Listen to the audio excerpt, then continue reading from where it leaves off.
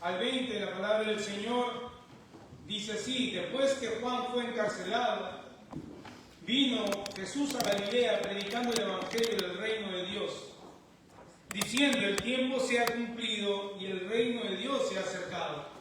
Arrepentíos y creed en el Evangelio. Andando junto al mar de Galilea, vio a Simón y a Andrés su hermano, que echaban la red en el mar porque eran pescadores. Y les dijo Jesús: venid en pos de mí y haré que seáis pescadores de hombres. Y dejando luego sus redes, le siguieron. Pasando de ahí un poco más adelante, vio a Jacobo, hijo de Zebedeo, y a Juan, su hermano, también ellos en la barca, que remendaban las redes. Luego los llamó y dejando a su padre Zebedeo en la barca con los jornaleros, le siguieron. Hermanos, pueden tomar asiento, los niños pueden pasar a sus clases.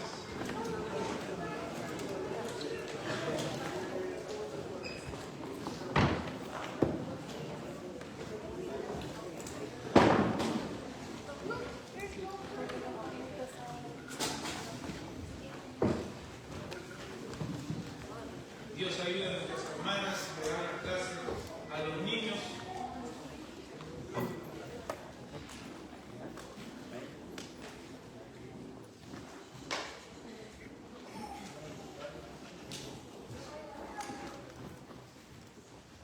Bien, podríamos abrir el sermón de hoy diciendo en el capítulo de hoy, en el Evangelio de Marcos,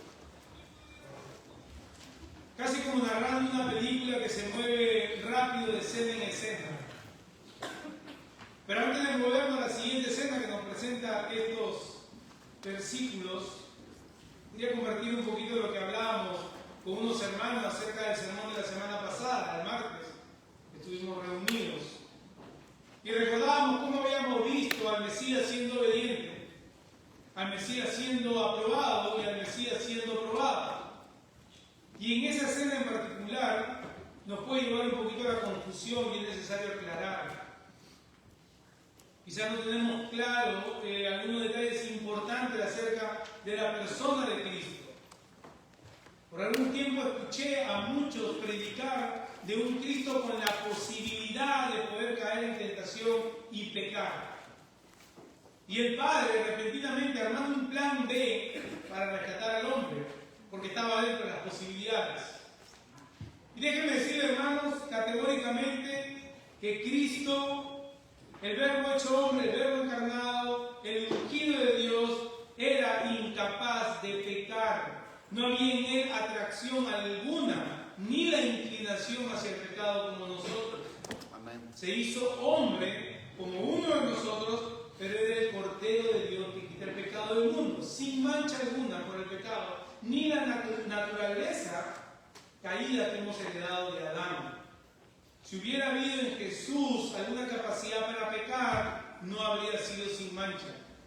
Por lo tanto, su incapacidad para pecar es esencial para su papel como Salvador y Redentor, ya que solo un ser perfectamente puro podía llevar la carga de los pecados de su pueblo y ofrecer redención a través de su sacrificio. En ese contexto, hermano, la incapacidad de Jesús para pecar es crucial para la creencia en su papel como el Salvador sin mancha que murió por nuestros pecados.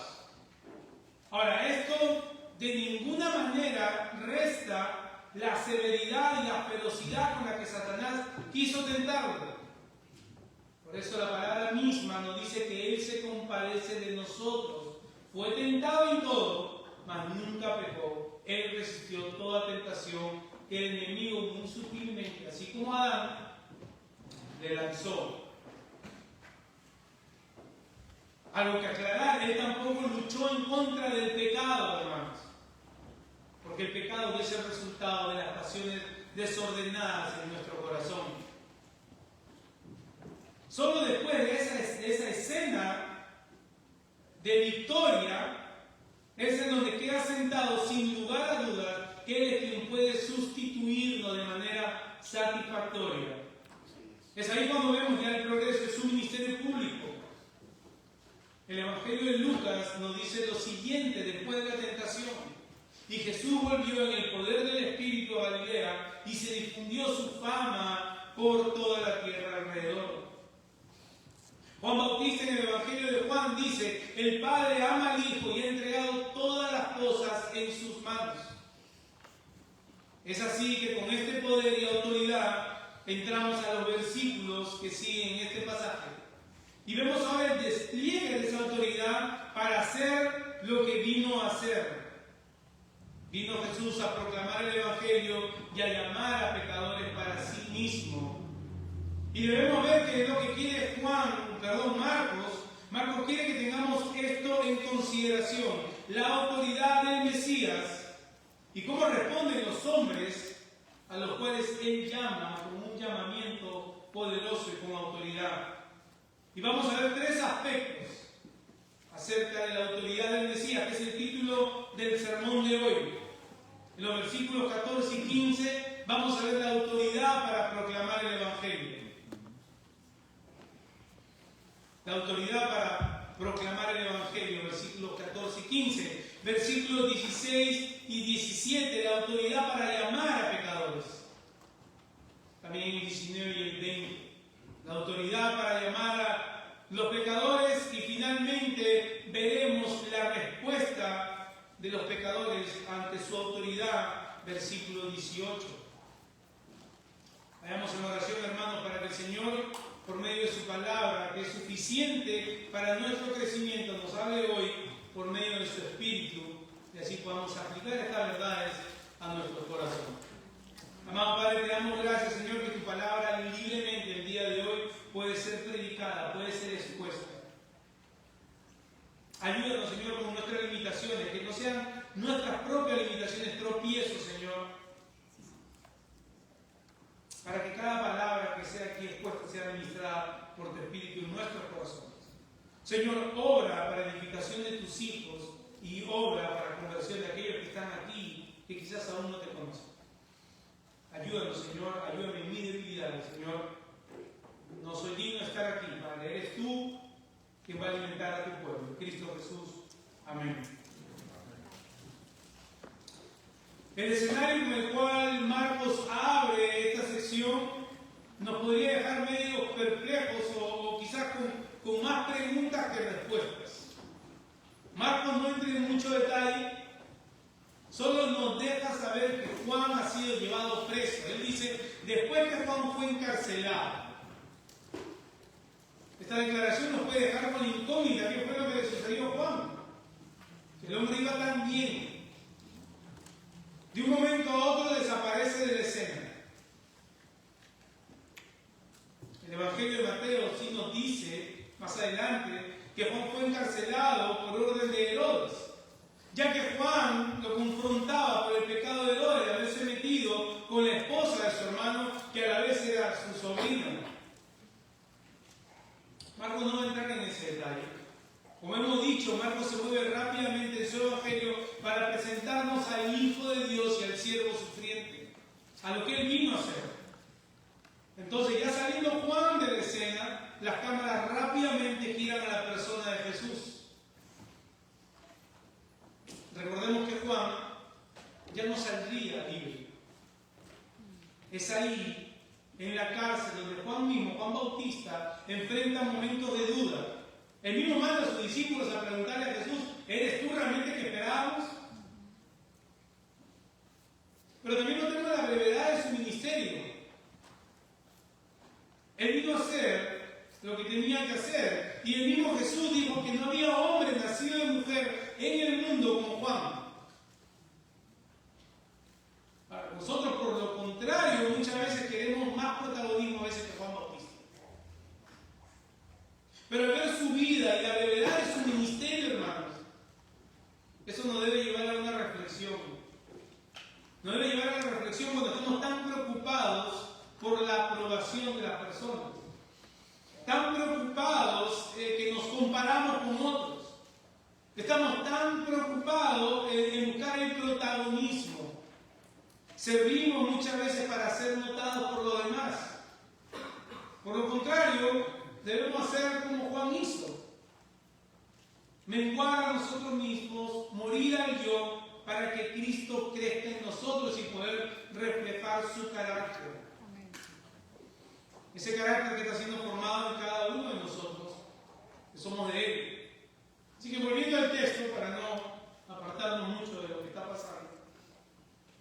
Muchos comentaristas dicen que al menos ya ha pasado un año desde el bautismo de Juan hasta este momento. Ese es el momento, el tiempo de popularidad de Jesús iba en aumento. Es ahí donde Él decide volver a Galilea. Y como hemos dicho, Él vuelve victorioso sobre el pecado. Habiéndose identificado con el pueblo del cual Él cargaría la paga total del pecado, continúa Marcos diciendo: Jesús vino a Galilea predicando el Evangelio del reino de Dios.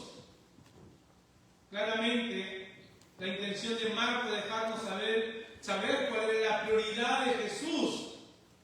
Vino a pregonar, vino a proclamar, vino a predicar, a anunciar las buenas nuevas de salvación como don gratuito por parte de Dios para todo hombre, toda mujer que va a él en arrepentimiento y fe y crea en el Hijo. Es Dios quien inicia esta obra de salvación, hermanos. Hay un plan eterno de redención, un pacto eterno entre las personas de la Trinidad. Dios Hijo se encarna para venir a cumplir ese plan por medio de su obediencia perfecta, su sacrificio en la cruz y su resurrección.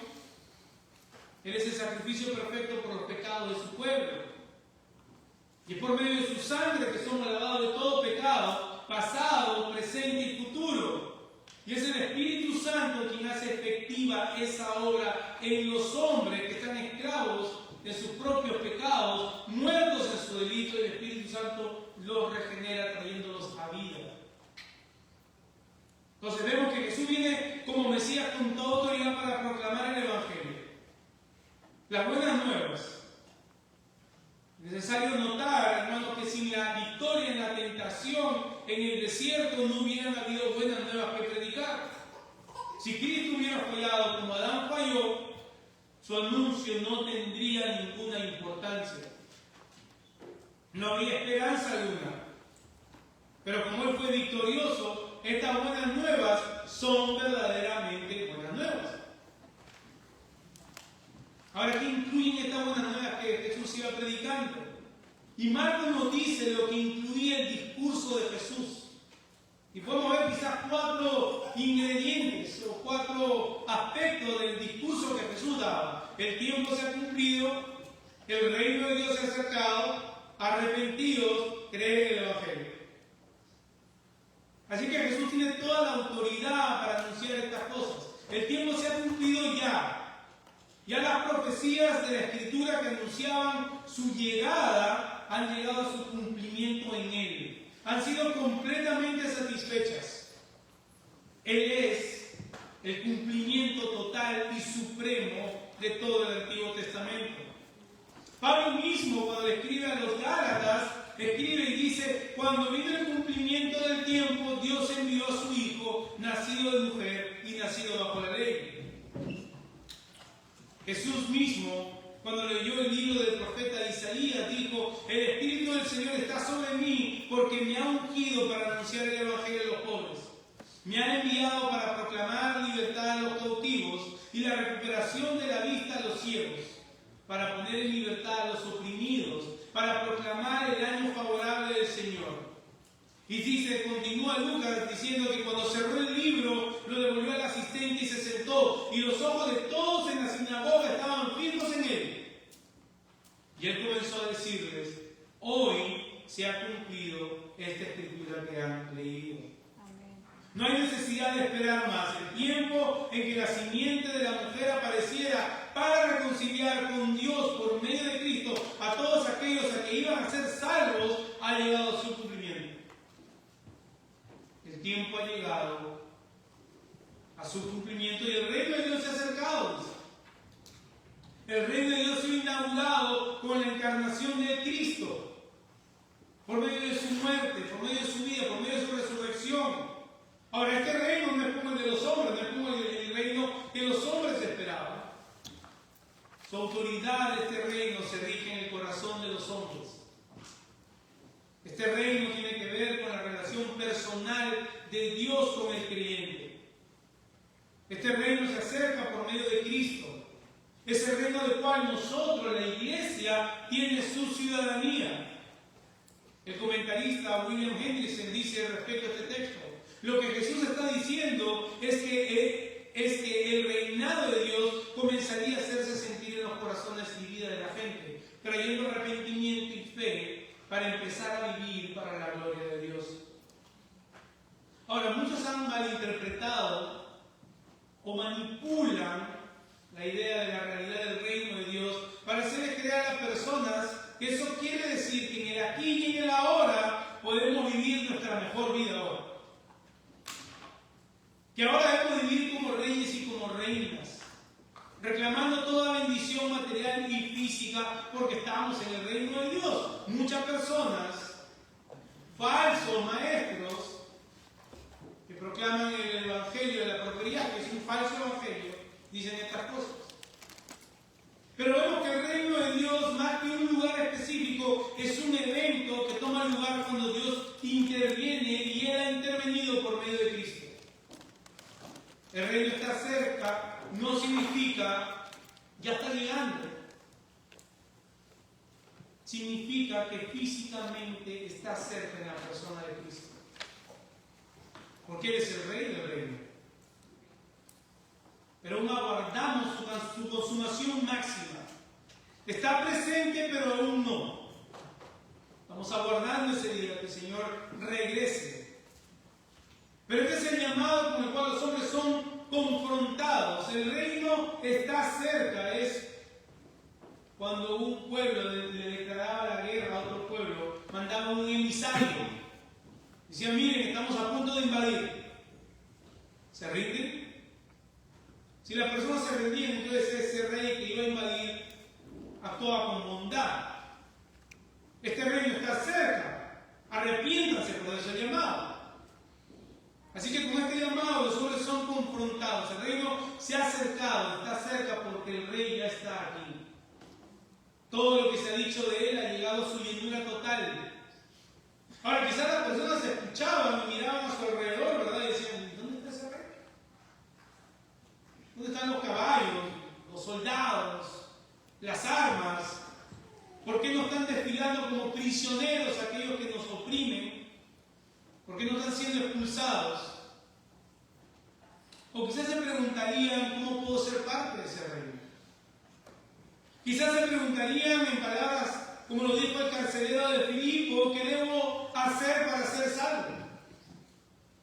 Y la respuesta de Jesús, o el requerimiento para entrar al reino, no se hace de esperar: arrepiéntanse. El mismo mensaje que Juan Bautista predicaba, Jesús también lo predicó, con lo cual nos deja ver, hermanos, que en el corazón de la buena nueva de salvación lleva como ingrediente vital el llamado al arrepentimiento, el dar la espalda al pecado, dar la vuelta en metanoia, porque muchas veces hemos aprendido, un cambio de mente respecto a la vida. Esa vida que está centrada en uno, ahora debe mirar hacia Dios. No solamente mira hacia atrás para reconocer una vida de pecado. Y quiero aclarar, hermanos, que cuando hablamos de pecado, no habla que moralmente hayas estado tan mal como otros, sino que tú has sido tu Dios. No solamente mira hacia atrás para reconocer esa condición, pero también mira hacia adelante, mirando hacia Dios. Lo que sucede en ese momento es un cambio radical en el corazón del hombre. Pero no solo eso, sino que un verdadero arrepentimiento va acompañado de fe, como dice Jesús, de creer en el Evangelio.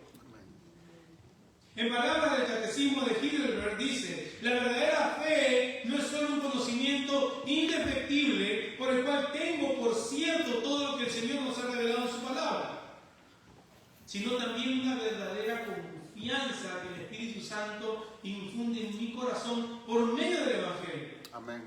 Dándome seguridad que Dios otorga la remisión de pecados, la justicia y la vida eterna. Y que esto es solo por pura gracia y solamente por los méritos de Jesús. Debemos añadir que este arrepentirse y creer trae en la vida del creyente marcas permanentes. No es solo un hecho aislado, no es solo un día, que simplemente me invitaron a aceptar a Cristo en mi corazón y ya. Mi vida no vuelve a ser la de antes. Muchos en la actualidad, hermanos, ven un evangelio alejado del verdadero llamado bíblico al arrepentimiento y la fe. Muchas veces el evangelio suena así: ¿quieres tener una relación con Jesús? ¿Suena eso al evangelio que leemos en la Escritura?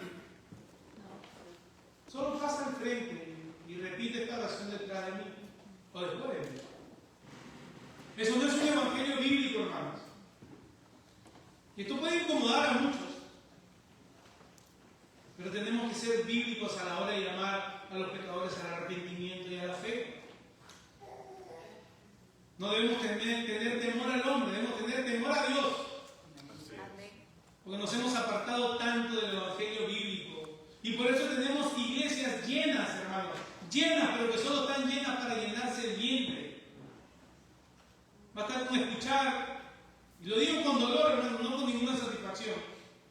Basta con escuchar algunas prédicas de pastores que lo que reflejan es que sus corazones están llenos de ellos mismos y no de Cristo. Amén.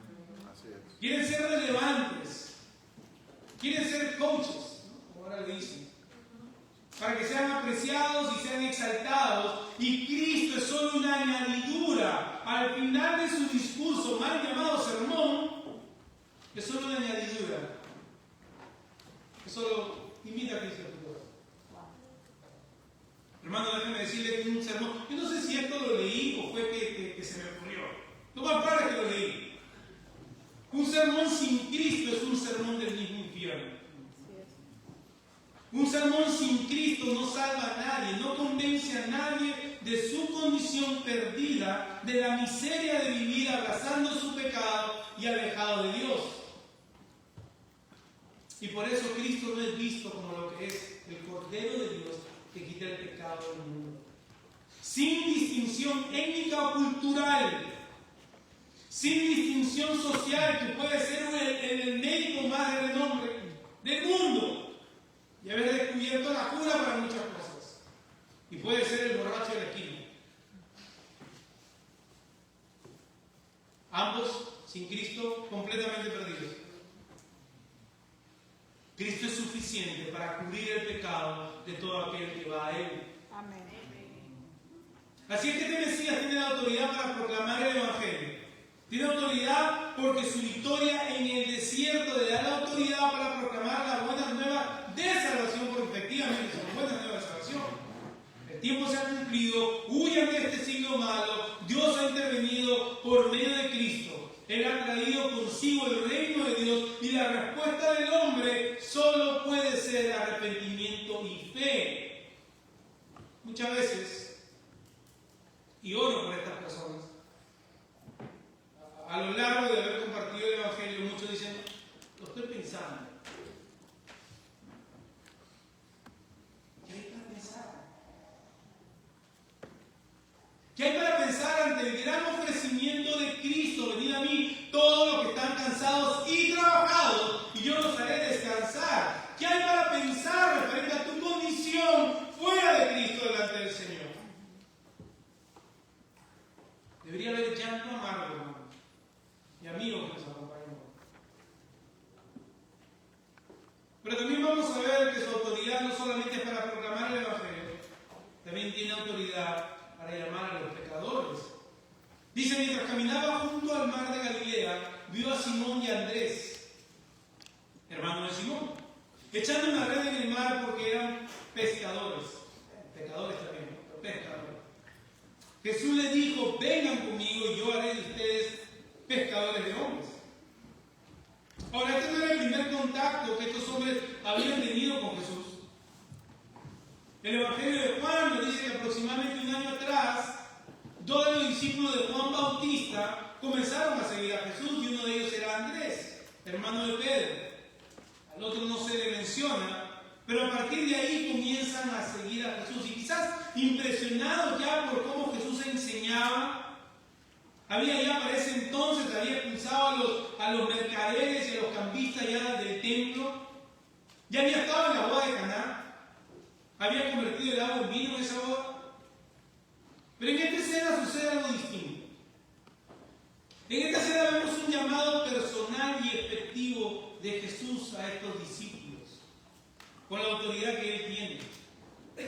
Ve a Andrés y a su hermano Simón echando la red y lo llama de manera tal que ellos no resistieron a su autoridad. Su autoridad fue tal que penetró a lo profundo de su corazón, transformó sus afectos.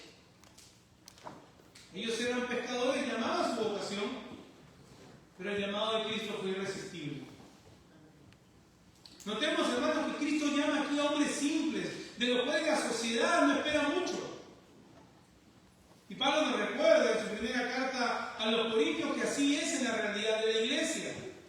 Pues consideren, hermanos, dice Pablo, su llamamiento.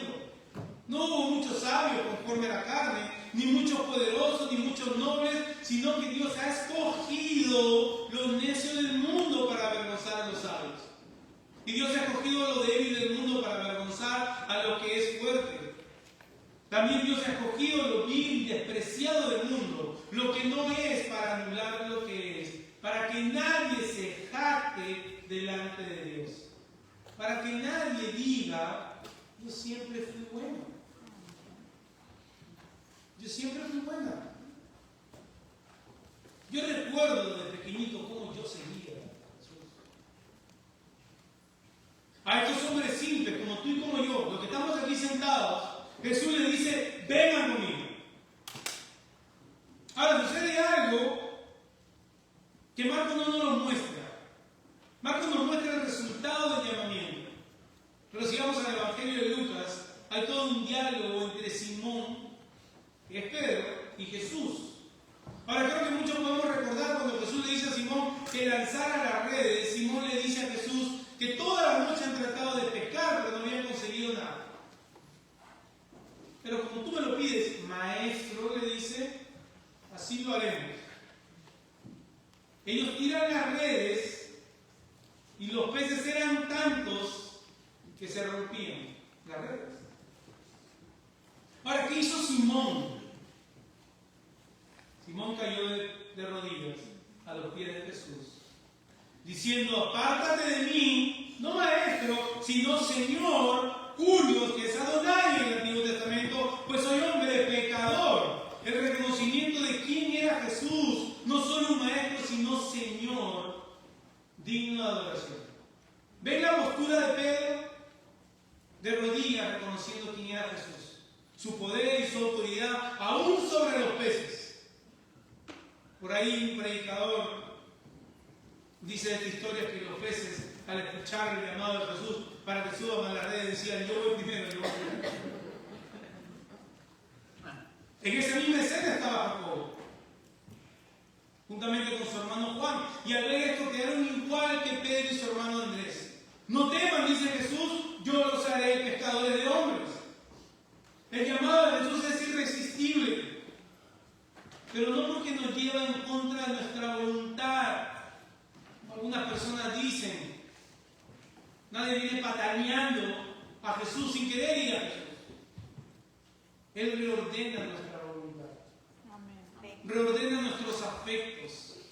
Nuestro corazón, hermanos, comienza a latir por primera vez con vida verdadera al ver quién es Él. Él es el Señor. Para muchos esta doctrina del llamamiento eficaz le puede producir cierto comezón en el cuerpo, cierto dolor de cabeza. No entiendo por qué. Muchos se dice que es porque se toca el orgullo del hombre. Y quizás en su orgullo no pueden comprender cómo Jesús va a ir en contra de su voluntad. ¿Cómo Jesús va a ir en contra de mi voluntad? Es una violación a mi libre albedrío.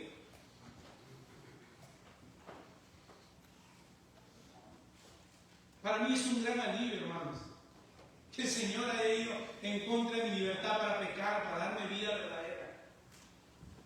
Muchos dicen que esto atenta en contra del evangelismo, pero es todo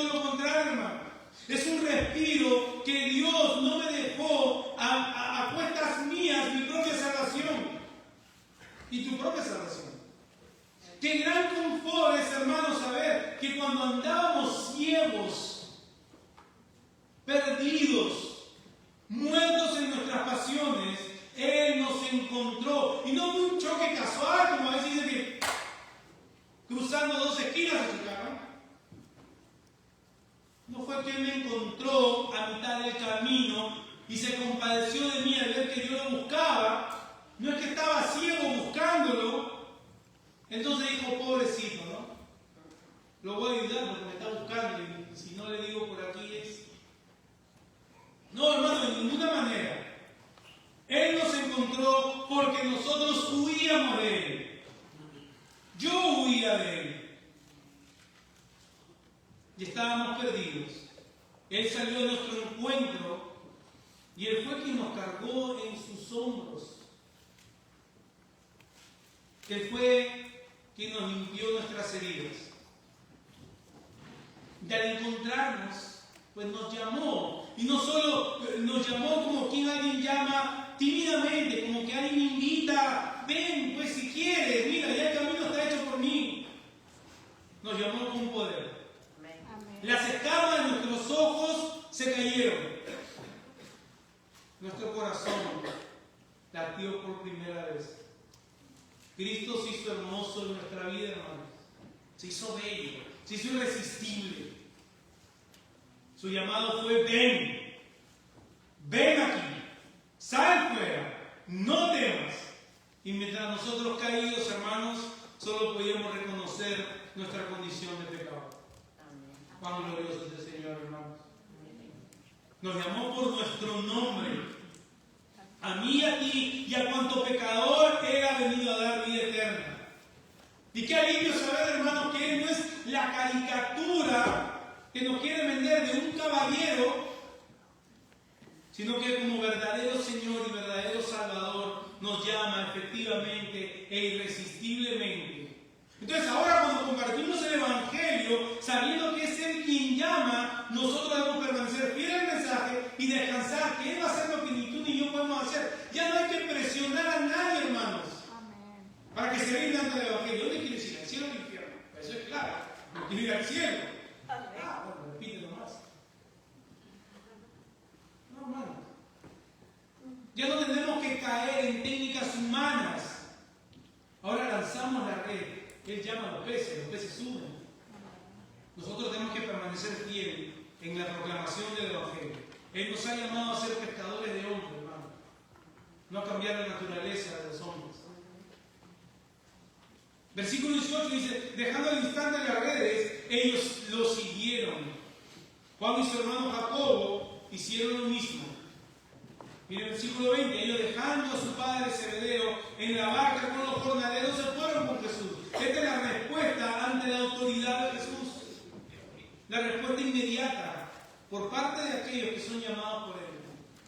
Ya que su autoridad es irresistible, porque su gracia es irresistible, Jesús, miren lo que dijo en el Evangelio de Juan: mis ovejas oyen mi voz y yo las conozco y me siguen. Y yo les doy vida eterna y no perecerán jamás, ni nadie las arrebatará de mi mano. Amén. Mi Padre que me las dio es mayor que todos y nadie las puede arrebatar de la mano de mi Padre. Yo y el Padre uno somos. No que yo y el Padre pensamos igual. Cuando Cristo llama, hermanos, es la Trinidad completa que opera. Cristo llama a quienes el Padre le ha dado desde la eternidad, y es el Espíritu Santo que aplica este llamamiento por medio de la regeneración, y son sellados siendo morada del Espíritu Santo en la vida del Padre. Déjenme concluir. Una historia que pasó cuando Jesús iba de camino a Galilea. Él tenía que pasar por Samaria, y ahí se encuentra con la mujer en el pozo. Y lo mismo que Jesús predica y Marcos nos responde, lo mismo le predica a la mujer del pozo. El tiempo se ha cumplido si tú conocieras quién te dice dame de beber. El reino se ha acercado, yo soy ese que habla contigo, le dijo Jesús. Arrepiéntete, ese no es tu marido. Cree, mujer, cree en lo que te digo. Dice que por la boca de ella muchos llegaron a creer en Jesús. Y este es el mismo evangelio que hoy predicamos. Es el mismo evangelio, hermanos, que hoy debemos compartir. El tiempo se ha cumplido, el reino de los cielos se ha acercado en la persona de Cristo. Es ahora que por medio del arrepentimiento y de la confianza en Cristo, la fe, entras a este reino. Llegará el día en que Cristo vuelva y vendrá para juzgar. Y todo aquel que no sea de su reino será condenado al castigo eterno. Corre a Él, arrepiéntete y confía en Cristo. Amado Padre, te damos gracias, Señor, por tu palabra. Gracias, Señor, por el gran recordatorio que por medio de la palabra de tu Hijo Cristo, Señor, debemos siempre tener en el corazón, en el centro de lo que hacemos como iglesia, la predicación fiel del Evangelio. Señor, que el día de hoy tú le concedas arrepentimiento a los que hoy no te conocen. Que por medio de la fe, Señor, lleguen a la salvación. Que tu gracia, Señor, el día de hoy sea irresistible para aquellos, Señor, que no han venido al conocimiento pleno aquí en Cristo Jesús. Para tu iglesia, Señor, sigue sosteniéndonos, edifícanos por medio de tu palabra, que te sirvamos donde quiera que estemos. En el nombre de tu Hijo hemos orado. Amén.